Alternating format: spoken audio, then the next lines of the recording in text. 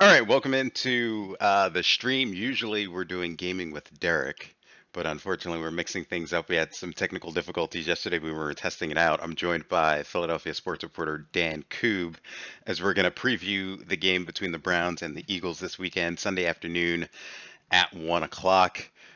Dan, thanks for doing this. How you doing today? Good, Derek. And let's just lay it out there for those listening. Usually gaming with Derek, and it's a deficiency with Dan. Didn't know anything about PlayStation Plus. I own a PlayStation. PlayStation Plus, a foreign concept to me. And that's just as what threw a wrench into this whole thing. But I'm happy to talk Birds and Browns, two historical franchises who lose a lot. So very Yeah, we basically called an audible at the line since we weren't able to game. We figured we'd still preview the game. Um, but yeah, we already had a comment on Facebook. Someone saying, "Don't take the Eagles lightly in this one." Let's start there. Obviously, a different season for the NFC East right now, where there are no teams over 500, and the Eagles somehow have first place with what, a 3-7-1 record right now. So So you're 3-5-1, three and it's five. just historically terrible, right? Like every team in the NFC East is bad, and you would think, well, the Eagles have the most talent on the roster, therefore they should be able to do it. But the discrepancy between the coaching has been even worse, I think. Doug Peterson and most of this staff won a Super Bowl in 2017, and they've had some very notable departures, Frank Reich among them now, obviously in Indianapolis. John DeFilippo has flamed out as an offensive coordinator in two different spots. I don't even think he has a job right now. He was Carson Wentz's quarterback coach. And this year, the coaching, the play calling has just been abysmal. And that's why a talent that is so rich, or a roster rather, so rich with talent, had a lot of injuries early on, but now they're finally healthy. They've just been really bad. We'll dive into some of those numbers later, I'm sure. But when you look at Washington, the Giants, and the Cowboys, dumpster fire is a word that's in the lexicon now. Nothing describes this division more than that. It's a puppy mill fire, for lack of a better term. That's how terrible this division is. Oh, but again, all you have to do is get into the postseason, and anything can happen. But should they? That's No, like the they big shouldn't. talk. They That's the shouldn't. big talk around Philadelphia. And not just should they be able to host a playoff game, it's should the Eagles in their current form, one of the oldest teams in the NFL, should they make the playoffs or should they tear it down? Carson Wentz has been terrible. His offensive line average age is well above 31, I Mhm. believe. The defense is old.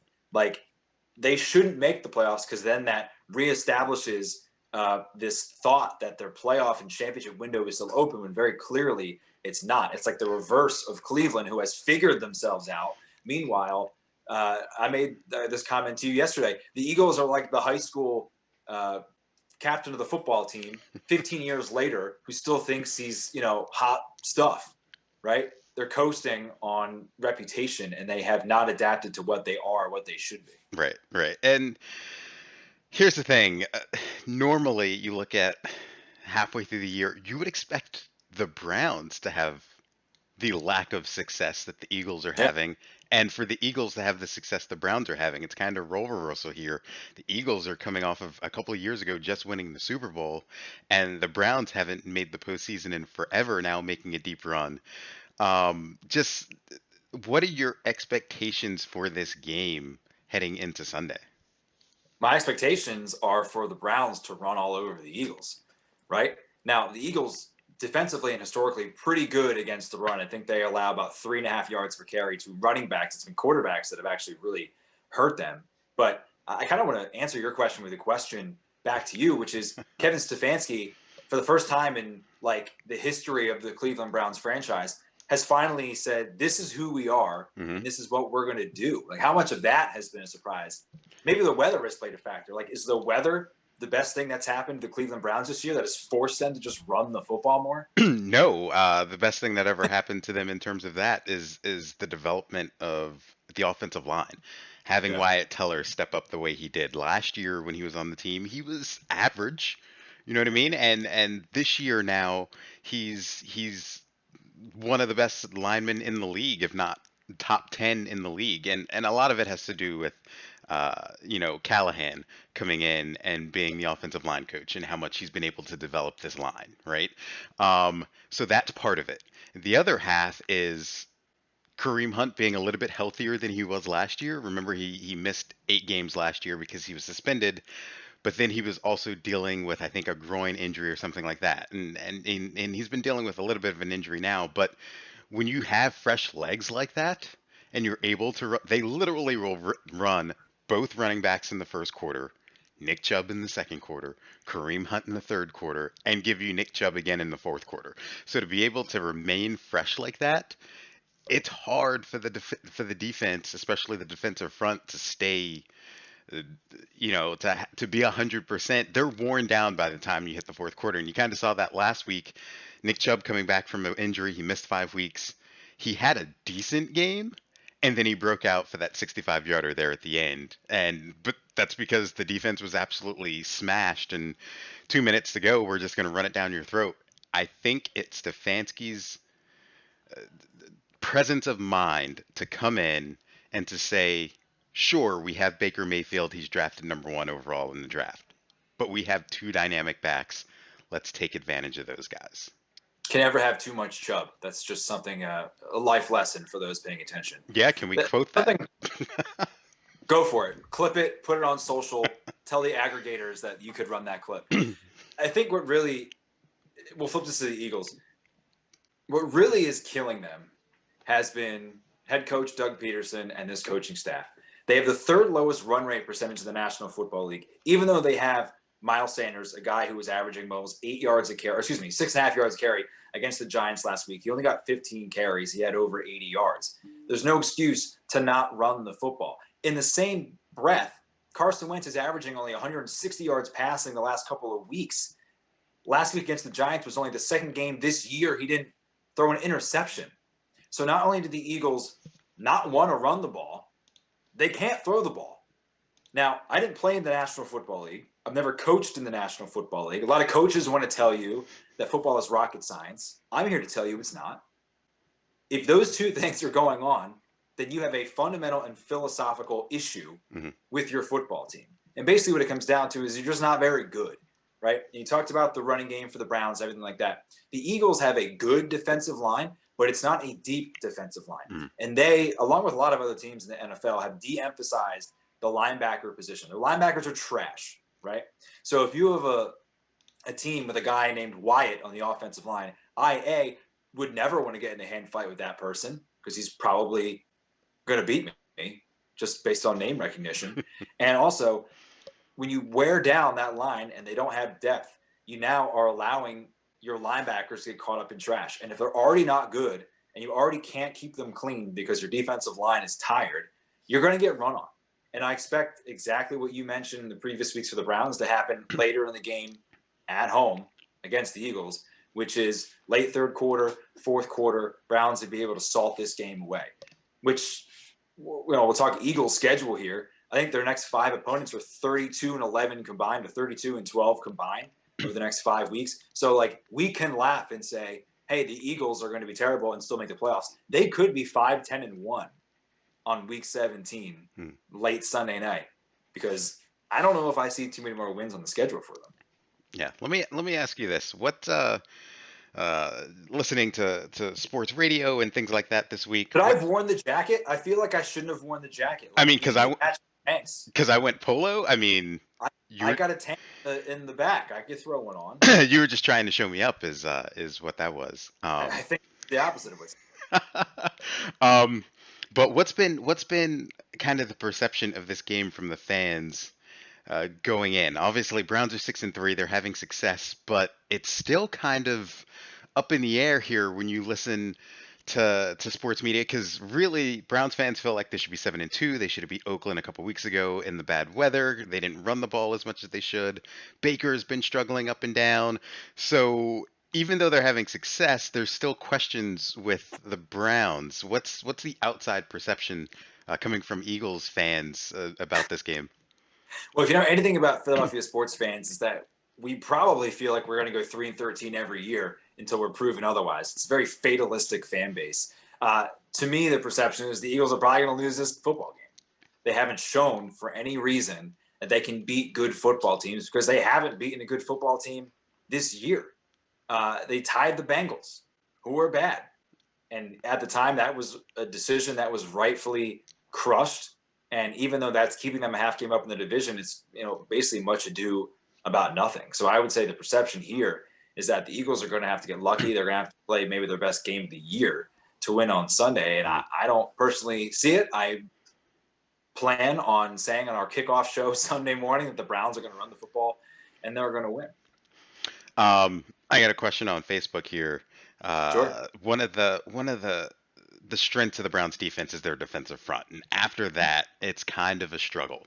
The back seven, the middle linebackers, the defensive backs outside of Denzel Ward playing corner, really average to below average. You guys have a stellar tight end in Zach Ertz who's dealing with an ankle injury. John in Yeah. Cleveland wants to know, is he going to be playing on Sunday? What's his status? I don't think so. And Dallas Goedert came back 2 weeks ago and has basically been a non-factor. And a lot of that comes back to Carson.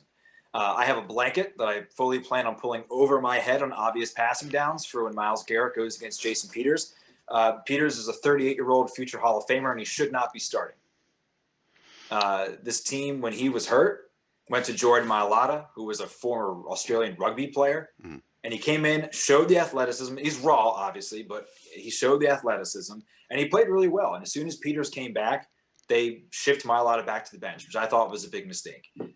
That really worries me. The Eagles protecting Carson Wentz has not been very good this year. I believe Wentz has been sacked over 30 times, probably one of the tops in the National Football League. I'll have to get stats and info on that. I don't remember off the top of my head. But protecting him has been a huge problem. You have the NFL leader in sacks and Myles Garrett playing on that left side of the offensive line. Mhm. It's going to be a real problem. So the Eagles have shown to not be very dynamic offensively. I think they only have 21 passes of over 20 yards all season, most of them to Travis Fulgham, who had one catch for 8 yards last week against a defense that really wasn't all that good in New York. Alshon Jeffrey has come back, and he has done nothing. Jalen Reagor runs a lot of intermediate routes.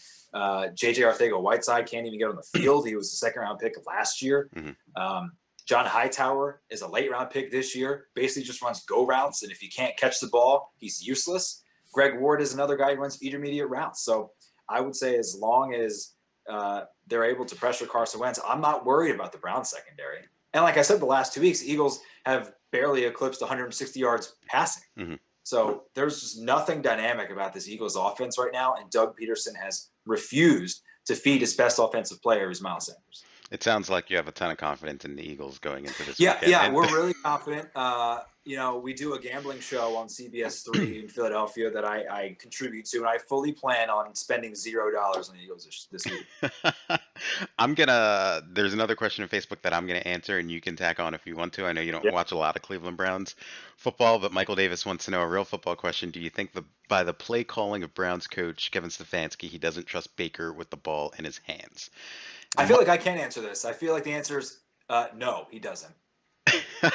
It's a combination of both, right? So when the season started, bringing Case Keenum in as his backup said a lot about what Stefanski thinks about Baker Mayfield. Bringing in his guy that he had with Minnesota. You know what I mean? So that's number one. The other part is Stefanski realizes he's got Nick Chubb and he's got Kareem Hunt in the backfield. So you're going to give them the ball.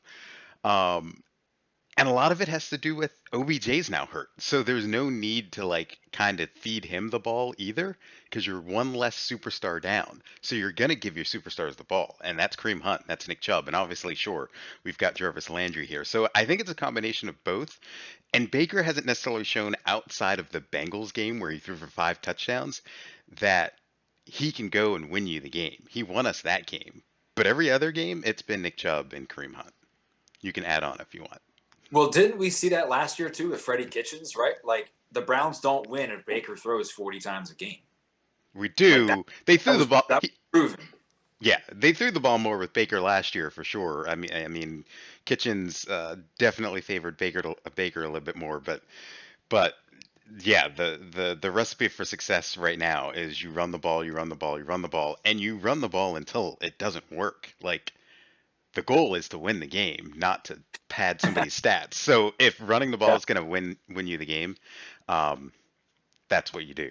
Michael So Davis, I, go ahead. I question for you, Derek, Yeah. is because so much of the Lincoln Riley experience for a lot of these guys is cutting the field in half and then reading that half and then kind of figuring it out from there. Is Baker a one read guy?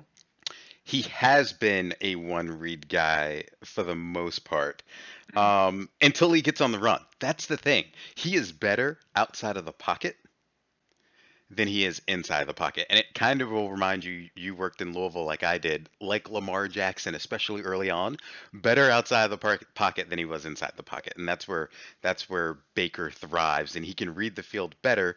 But I think maybe his height has to do with that. Mm. He is a Yeah. shorter quarterback, so he's relying on that first read, and maybe he can't see others down the field. But once he's out of the pocket and he can roll out, that's when he's really dangerous. Baker's not short. I speak for all of our under 6 foot kings out there. He's not short. So, speaking of Lamar, do you think he's hurt? He has to be hurt, right? He might be hurt. He might be You dealing with watched him in something. college. I covered him for 3 years in college. He looks injured. Yeah, yeah. There might be something there. And it's funny you mentioned that, like, it's so tough being in the AFC North when you have the Steelers and you have the Ravens. The Browns at 6-3 are in third place. Like, um, You would have a 4 game lead in the NFC East right now. you would. And funny, earlier in the chat, Courtney Shaw, which I'm sure you remember, formerly Courtney Sure. Shaw, asked if the Browns could switch divisions and be in the NFC East because they'd be in first place. The answer is no. You're not allowed. Stay in Uh, Ohio. what's that? Said stay in Ohio. Stay in Ohio. Brian Johnson wants to know, do you think the Browns will make the playoffs this year? Your Yeah. thoughts? Yes. They're getting it. I mean, it's a tough AFC. 8 now who are going to make the playoffs. So yeah, the odds are definitely in their favor. Yeah, there's so many teams at 6-3. They do have an easy back half of their schedule. But Um, they also play a brand of football that lends to cold weather, right? Like a team that can run the ball for 250 plus and control the football, even if their defense isn't that great, they've got dudes who can rush the quarterback and pressure quarterbacks, which you've seen is a winning recipe later in the year. And they've got two of the best 10 running backs in the NFL. Like there's no reason they can't finish 11-5 or something like that and get in. it's an interesting formula, though, right? It's the old saying, 3 yards in a cloud of dust, and that's basically what the Browns do. But you don't see anybody else in the league do that anymore, and it's successful. How are they making that work? And do we see this formula change later on if the Browns do have success and make a deep run? I don't know. I mean, Kyle Shanahan to me is the best play caller in the NFL. And like you saw the Niners last year, they do so many things up front. They influence block, they counter, they do so many things. There's so much pre-snap motion. There's uh, so much disguising going on, and they just ran over everybody. Now it's not 3 yards in a cloud of dust, but like they put an emphasis on running the football. And if it's not for Patrick Mahomes backing up 20 yards and throwing it to Tyreek Hill 70 yards, like the Niners win the Super Bowl last year. So I don't think you should rule out the Browns just because they love to run the football. Now, here's the question: is Jimmy G better than Baker Mayfield? Who are you taking right now? Jimmy G, Baker Mayfield. Jimmy Garoppolo or Baker Mayfield? Yeah. Can I have Or Patrick Mahomes? no, you can't. uh, Yeah. honestly, I would take Garoppolo, but honestly, right now this offense doesn't need. And who mentioned it? Someone in our chat mentioned when the game's on the line, you do need to have a quarterback that can throw the ball. This is true. Agreed. Sure. But the way we're playing right now, like, we're running the football, so it doesn't really matter who's back there. But you definitely need someone who can take over a game. And sure, you can't fault Baker. 4 different head coaches in 3 years, 3 different systems. Like, it's tough to have success that way, but how long of a leash do you have? We're starting to talk about, do we pick up his 5th year option? Like, we're getting close to that. Like, it's super interesting. But to I, answer, I I think it's Baker, and it's not even close. Baker, not Not even close. Not even not even close. close. Jimmy G. Jimmy G. completed like 7 passes in the NFC Championship game.